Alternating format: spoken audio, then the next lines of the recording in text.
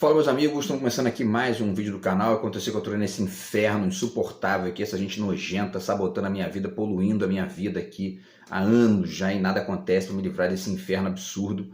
Vou fazendo aquilo que eles não destruíram ainda, que são os vídeos do YouTube, tá? Ontem era para eu ter feito aqui o vídeo, como eu tenho feito todo dia, né? Não fiz porque, enfim, estava com dor de cabeça, uma dor de cabeça violenta por culpa de mais inferno causado por essa gente nojenta, e aí não consegui nem gravar o vídeo aqui, né? Então, enfim, volto hoje aí com o vídeo de hoje e tal, e aí seguimos. Enquanto esses animais não destruírem, eu vou fazendo aqui, tá?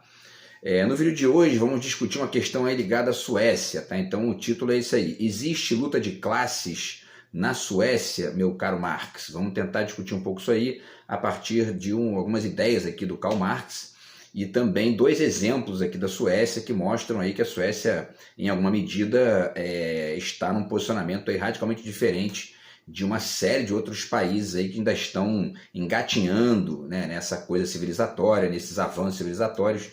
E, enfim, vamos discutir essa ideia de luta de classe também, que a gente tem discutido aqui. Fiz um vídeo sobre isso, né, recentemente e tudo mais, tá? Então é isso. Antes, deixo com vocês aqui mais uma vez a dica do meu novo livro de poemas, Do Outro Lado de Cá.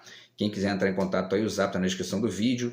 E o meu livro provavelmente vai chegar essa semana, então eu já faço um vídeo aqui essa semana para poder, enfim, né, trocar o livro com vocês aqui, divulgar.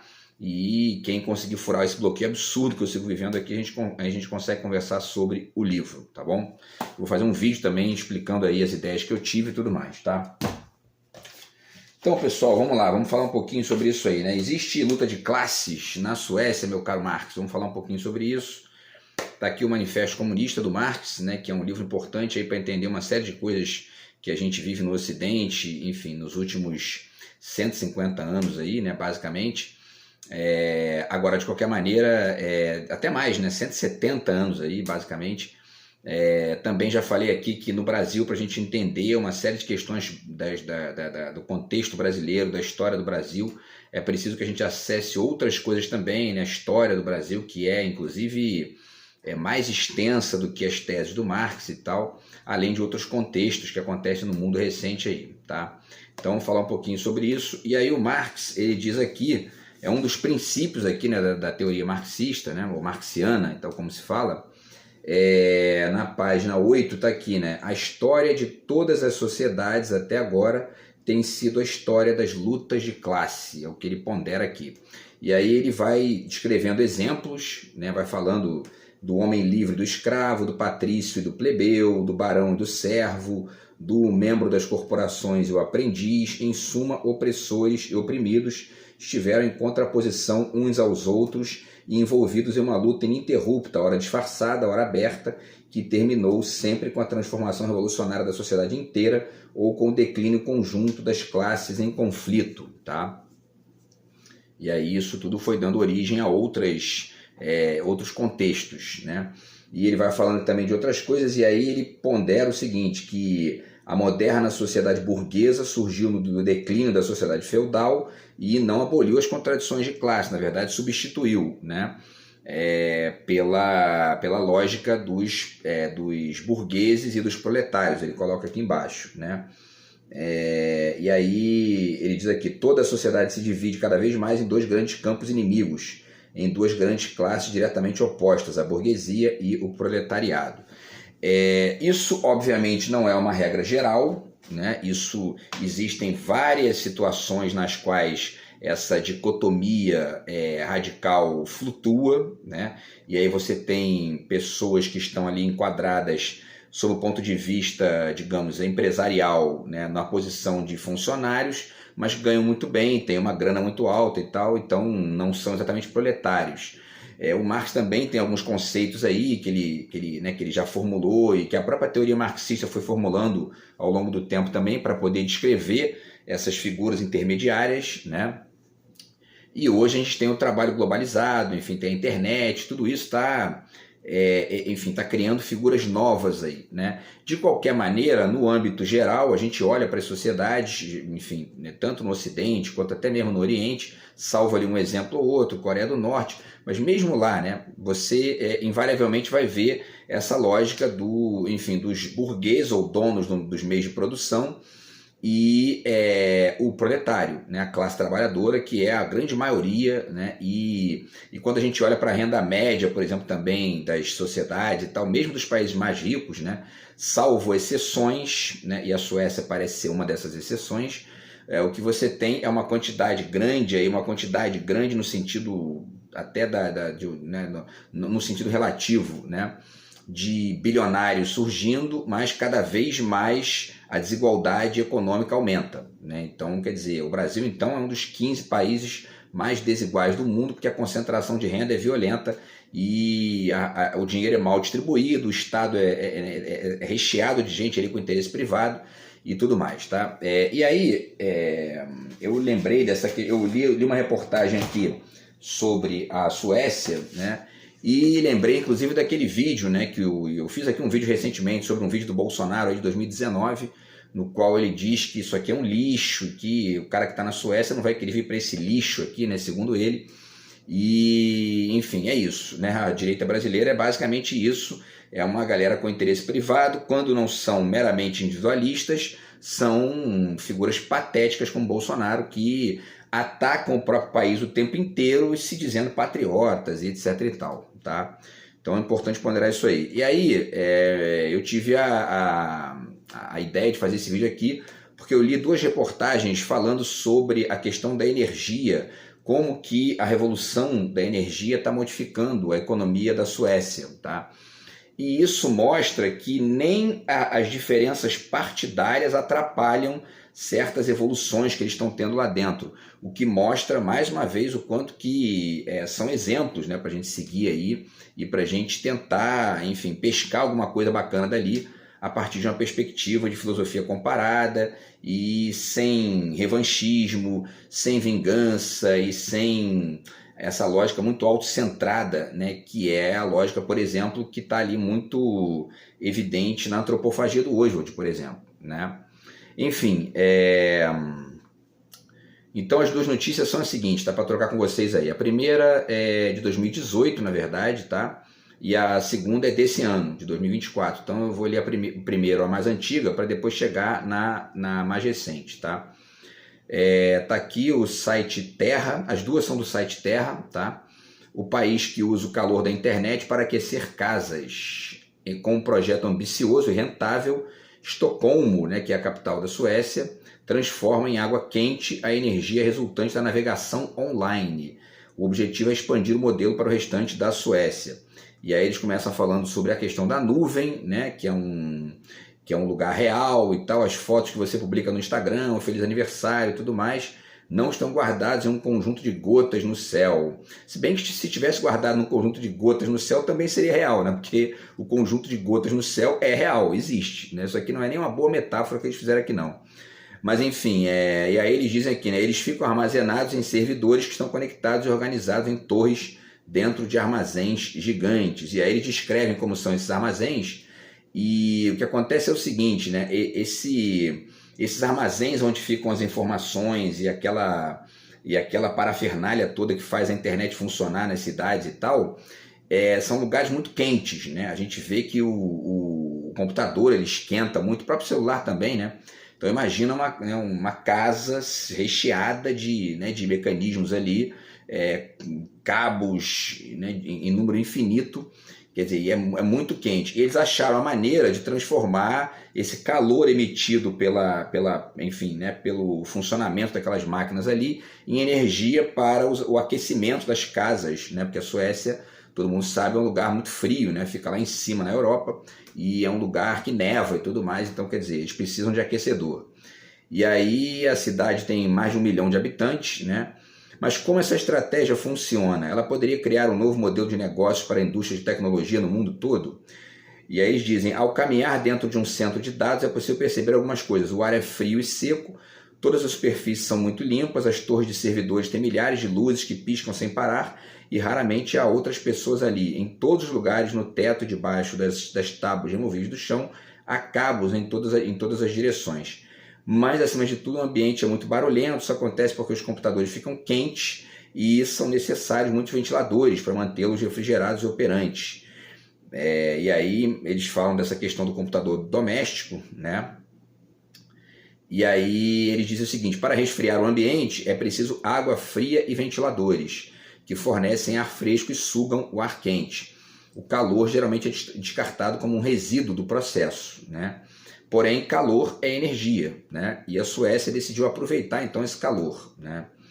E aí o projeto é chamado de Stockholm Data Parks, que é o Parque de Dados de Estocolmo, e funciona em parceria com o governo da cidade, a Fortum-Varme, né, que é a agência local de aquecimento e refrigeração. E aí tem vários importantes centros de dados que participam dessa iniciativa e o número está crescendo, né, à medida em que mais empresas se conectam com o governo lá para poder fazer enfim, esse deslocamento, né, do calor dessa parafernália eletrônica para o aquecimento das casas, tá? E aí eles dizem o seguinte, que o esquema de manutenção da temperatura e transporte do calor é simples. A água fria entra nos canos de dados por meio de canos, entra nos centros, né, de dados por meio de canos e é usada para criar o ar frio que evita o superaquecimento dos servidores. Depois a mesma água que acabou sendo aquecida no processo volta para os canos e segue para as dependências da agência Fortum, onde é distribuída para o aquecimento dos moradores, tá? Eles disseram que a Suécia não é o único lugar onde está rolando esse tipo de projeto, tá? Está acontecendo também de maneira menos, enfim, né, pesada ali, porque a Suécia é o país que mais está fazendo isso. Mas tem países que estão começando a fazer isso também, a Finlândia, por exemplo, o Canadá, os Estados Unidos e a França, tá? E aí a experiência sueca, né, que eles dizem aqui, é uma experiência sem precedentes, tá? Eles esperam gerar calor suficiente para aquecer 2.500 apartamentos até 2018, mas o objetivo de longo prazo é atender a 10% da demanda de aquecimento da cidade inteira de Estocolmo até 2035, só usando esses resíduos de calor da produção lá da internet. Quer dizer, não tem, na verdade, nenhum tipo de produção nova ali, né? É usar uma energia que já está ali flutuando desde sempre, né? E tudo mais, tá? E aí tem incentivos financeiros do governo, esse é um ponto aqui também, né, importante que eles falam. E aí a Fortum, né, que é essa empresa pública lá também da Suécia, junto com os parceiros privados, fornecem água gelada para o resfriamento dos armazéns gratuitamente também, tá? E, enfim, aí eles vão falando aqui de outros detalhes, mas, enfim, o mais importante nessa primeira aqui, né, é que eles dizem o seguinte aqui, né? Tem um cara chamado Mats Nilsson René, que é gerente de desenvolvimento de negócios da Interxion, que é uma empresa que está conectada com o governo lá. E para vocês verem o quanto que as empresas privadas lá têm um pensamento muito parelho com o governo, no sentido de chegar numa lógica civilizada de utilização da energia e de serviço à população, e ao mesmo tempo de encaminhamento para o futuro, né? Ele diz aqui, não é filantropia, né? Ele diz, muito pelo contrário, estamos tentando transformar a estratégia em um negócio secundário. Agora olha só o complemento, né? Apesar de seus objetivos financeiros, a Interxion está publicamente compartilhando seus planos para o novo modelo comercial com qualquer centro de dados que deseje estabelecer em Estocolmo. Questionado quanto ao motivo de oferecer essa vantagem competitiva, Bank, né, que é o Peder Bank, que é o diretor administrativo da empresa, reforça a típica atitude sueca ante as mudanças climáticas. Abre aspas, diz ele, há um propósito mais elevado nisso do que a concorrência, um objetivo global, diz ele. Se eu puder defender a agenda ambiental e fazer meu negócio, devo fazer isso. Se eu for capaz de atrair negócio para a região, devo fazer isso e competir depois. Não vejo uma incompatibilidade. Todos vivemos no mesmo planeta, né? É o que ele diz. E aí, ele vai complementando aqui, tem umas... eles já estão com 2.057 usinas hidrelétricas, a Suécia, tá? Isso representa 40% do consumo de energia, e o resto vem de energia nuclear e tal. Quer dizer, eles estão chegando, eles esperam se tornar 100% livres dos combustíveis fósseis até 2040. Isso nessas parcerias público-privadas, mediadas ali por vários acordos que não encontram resistência. Esse é um dos elementos aqui que mostram que a tal luta de classes está cada vez mais dirimida lá dentro, né?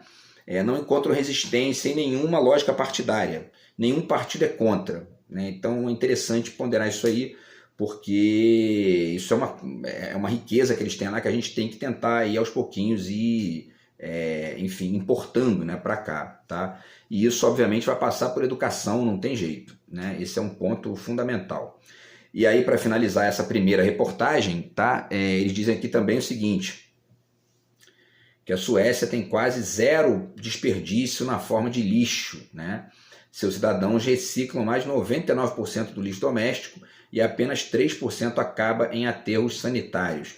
O país queima cerca de 70% de seus resíduos para produzir energia e importa lixo de nações vizinhas para ajudar a atender a demanda de energia criada desde o início do programa de incineração. Quer dizer, eles praticamente não poluem o ambiente, porque eles reciclam o lixo, né? E, enfim, 99%, quer dizer, é uma coisa impressionante.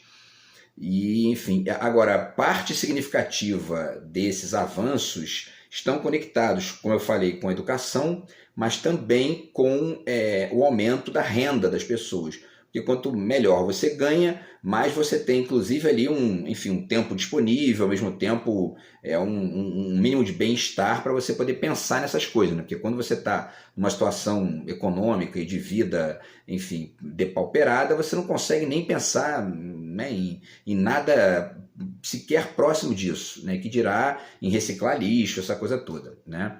Então é importante pensar em tudo isso aí, tá? Eles têm expansão aqui para o projeto também e tudo mais. Agora eu vou passar para o segundo aqui, para a gente poder falar do segundo exemplo, tá? Que eu trouxe aqui para vocês. Essa notícia aqui já é de 2024, tá? E aí, deixa eu ver aqui, porque cadê aqui a segunda notícia? Que é essa aqui, né? A receita da Suécia para cortar emissões e impulsionar a economia. Essa já é de agosto agora desse ano, tá? Quer dizer, tem 2 meses aí mais ou menos. Então a Suécia reduziu 80% das emissões que causam aquecimento global desde 1990, ao mesmo tempo em que sua economia cresceu 2 vezes. As mudanças começaram ainda na década de 70, tá? A Suécia parece ter encontrado a receita para conciliar o crescimento econômico com a proteção do meio ambiente. Ou seja, né, começou em 1970, isso tem 50 e poucos anos aí, quer dizer, em algum momento tem que começar, né? Em algum momento você tem que começar, não adianta ficar, não, porque você fala, algumas pessoas respondem isso, né? Porque, mas a Suécia, né? A Suécia começou um dia também a fazer isso, né? E já tem 50 anos e estão colhendo os frutos agora em vários níveis, né? Então é importante ter um momento para você começar isso. Agora, para começar isso, no caso do Brasil, é preciso limpar uma série de problemas que a gente tem aqui, a cabeça da direita brasileira, de uma parte significativa da direita brasileira e de uma parte também dos neo-identitários de esquerda, para a gente poder começar a discutir essas questões mais amplas, né? E, enfim, e o Estado passar a funcionar de uma maneira mais ampla também no Brasil, né? E aí eu quero chegar só no ponto aqui, né, que eles...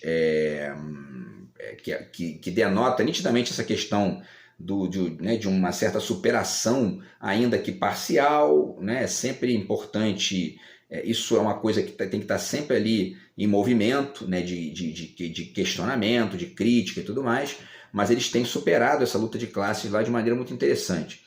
E aí diz aqui, né, segundo a Agência Europeia do Ambiente, o país escandinavo supera todos os vizinhos europeus na redução de emissões de gases de efeito estufa, tá? E aí eles dizem o seguinte, que o país desde a década de 90 reduziu suas emissões líquidas de gás de efeito estufa em cerca de 80%, enquanto a redução média na União Europeia no mesmo período foi de apenas 30%, tá? O mais impressionante, no entanto, e aqui entra um ponto fundamental para entender um aspecto da Suécia que é extremamente relevante para a gente entender a diferença para a cabeça da direita brasileira, eles dizem o seguinte aqui: o mais impressionante, no entanto, é que a Suécia é um país altamente industrializado, que produz aço, cimento, veículos e conseguiu, mesmo assim, reduzir emissões ao mesmo tempo em que duplicou o crescimento da sua economia. Então, para além do fato estrito, né, de que eles estão ali lutando para melhorar o ambiente, para melhorar o ar que eles respiram e o bem-estar da população, isso não alterou o crescimento industrial deles, coisa que, na verdade, aqui no Brasil a gente perde toda vez que a direita entra, e só não cresce mais porque a direita continua hegemonizando o Congresso, né, as câmaras de vereadores, as prefeituras, os governos estaduais, Senado, e aí a gente tem uma dificuldade gigantesca de chegar em parâmetros sequer próximos disso aqui, tá? E aí ele diz aqui, ele continua dizendo, né? Não é preciso reduzir o bem-estar para reduzir o impacto climático, defende Matthias Goldman, fundador da Switch 2030 Secretariat, que trabalha para que a Suécia atinja sua meta climática para o setor de transporte até 2030. Mas como é possível descarbonizar uma economia e ao mesmo tempo fazê-la crescer? Investindo em fontes de energia limpa. O Lula está fazendo isso agora, né? Estamos começando aí a tentar equacionar alguma coisa nesse nível aqui no Brasil, né? Agora, o Brasil ainda é muito dependente do petróleo, porque existe inclusive uma questão ligada, né, ao mercado internacional e a Petrobras, que é uma empresa muito grande e tudo mais. Mas mesmo que a gente não faça isso só no combustível, né, ou enfim, nessa questão aqui da energia e tudo mais, que a gente faça, enfim, uma migração gradual, esse raciocínio ele pode ser exportado para outras áreas também, né, da sociedade, em todas as áreas de produção, basicamente, né? Inclusive na perspectiva que se tem do Estado, né? Porque eu já fiz vídeo aqui falando sobre isso, a carga tributária na Suécia é de 42%, 42,8% do PIB, aliás, do PIB, né? E quer dizer, as pessoas lá na Suécia pagam 40 e poucos por cento de imposto, né? Muito mais do que no Brasil, e aqui já se reclama, enfim, pagando 27, 28, 30%, quer dizer, e porque esse dinheiro não tem um retorno, né, tão interessante quanto poderia ter, porque o brasileiro vota na direita, né? Então simples assim, tá?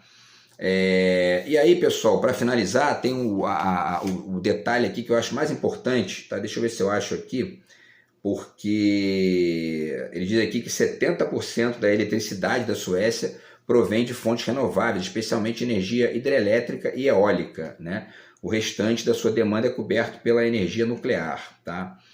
E aí, onde está aqui que eles falam da questão da lógica partidária. Esse é o que eu queria achar aqui para trocar com vocês, quer ver? Eles dizem aqui, né, é preciso que o governo e o setor privado trabalhem juntos para fornecer essa infraestrutura, disse Asa Persson, que assessora, né, o governo sueco em políticas climáticas e avalia seu desempenho.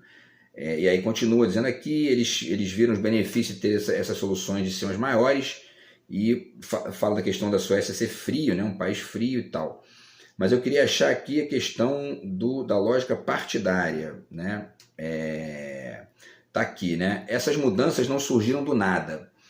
A Suécia implementou políticas climáticas claras desde a década de 90, como a introdução de um dos primeiros e atualmente um dos mais altos do mundo impostos sobre o carbono, cobrando dos indivíduos pelo dióxido de carbono que emitem. Então, na Suécia, quem emite mais dióxido de carbono do que o mínimo ali necessário, paga um imposto maior do que os outros que emitem menos, né? Há uma mensagem clara, disse o Goldman, né? Fazemos algo que é ruim para o meio ambiente, temos que pagar o imposto, ou fazemos algo que é melhor e não somos taxados, né? Um estudo de 2019 constatou que o imposto sueco sobre o carbono teve impacto significativo nas emissões de gás carbônico, tá? Foi responsável por um declínio anual de 6% nas emissões do transporte, né, em média. Além disso, acelerou as mudanças no setor de energia e aquecimento, dando à população e às empresas incentivos para investir em energia renovável em vez de combustíveis fósseis, tá? E aí ele diz, aí tem uma coisa muito importante aqui, ó. Há muito tempo, esse é o ponto, tá, da questão da luta de classes e tal. Há muito tempo a Suécia apoia as políticas ambientais e climáticas e o país também se orgulha de ser um líder nesse aspecto, disse o Asa Persson, né, sobre a aceitação da população ao imposto sobre o carbono, né? E aí agora vem o ponto-chave, dizer que ó, isso se aplica a todo o espectro político. Na Suécia, 7 dos 8 partidos concordaram em 2017 com a meta climática mais rigorosa do mundo, zerar as emissões líquidas até 2045. É uma meta líder em todo o mundo que deu às empresas e aos cidadãos uma forte convicção de que isso realmente continuará acontecendo e que eu posso investir nela sabendo que mesmo com a mudança de governo, ela continuará de pé, disse o Goldman, né, aqui. Então isso é muito importante aqui porque Uma das diferenças significativas que a gente vê do Brasil para vários lugares da Europa, né, e para vários serviços que existem na Europa também, é justamente isso, quer dizer, muda o governo, mas o serviço não muda de qualidade. Esse é um ponto fundamental. Isso é uma referência significativa de uma certa solução, né, que eles arranjaram lá para a luta de classes. Se o serviço é bom para todo mundo, né, mesmo que seja né, que uma classe tem que pagar um pouquinho mais que outra, porque isso faz parte, né? Em alguns casos, né, você faz isso com um imposto maior para os ricos e tal, mas todo mundo aceita, a maioria esmagadora aceita, e a sociedade caminha melhor em cima disso. Quer dizer, a gente aqui no Brasil não consegue nem dar o primeiro passo em uma série de situações. Pelo contrário, a gente teve que aturar 4 anos aí de Bolsonaro, Paulo Guedes, Damares, né? Essa gente que, enfim, são neomedievais, né? E a gente está aí, tem países que já estão aí, ó, enfim, equacionando zerar a emissão de carbono até 2050, 2040. E a gente está aqui tendo que aturar, a gente defendendo terra plana e defendendo, enfim, né, cristianismo nas escolas e etc e tal. Quer dizer, então isso é um exemplo, uma ilustração bacana. E esses exemplos, ainda que sejam na cabeça de algumas pessoas, pode parecer inalcançável, né, mas estão longe de ser, né? Para ficar no último exemplo aqui para a gente finalizar, tem gente que pode dizer, não, porque a Suécia é um país pequeno, etc e tal, é mais fácil fazer isso num país pequeno. Se a gente pegar, por exemplo, a lista de 500 maiores empresas do mundo, a Suécia tem 11 milhões de habitantes, é mais ou menos a população de Cuba. Tem 11 milhões de habitantes a Suécia. O Brasil tem 215 milhões de habitantes, são aí basicamente mais de 20 vezes mais habitantes. Na lista das 500 maiores empresas do mundo, pelo que eu pesquisei, né, na internet, tem 4 empresas brasileiras e 5 empresas suecas, né? Como é que se explica isso? Porque a Suécia, além de fazer todo esse investimento em meio ambiente, etc e tal, eles investem em indústria, investem em educação, investem, enfim, uma série de coisas ali para poder o país caminhar e poder ao mesmo tempo, crescer economicamente e proteger o meio ambiente, gerar bem-estar para as pessoas, etc e tal. Então essas empresas, né, essas 5 aqui, as brasileiras, né, são a Ambev, a Petrobras, a Vale do Rio Doce e a Odebrecht. E aí vale até que a Vale tem quase que metade ali da Vale está na mão de estrangeiros e tal, né? Mas enfim, é uma empresa brasileira e tal, e tem 5 empresas suecas, né, entre essas 500, tá? Então a Hennes Mauritz, que é uma empresa de moda, a Ericsson, que é dos celulares e tal, né?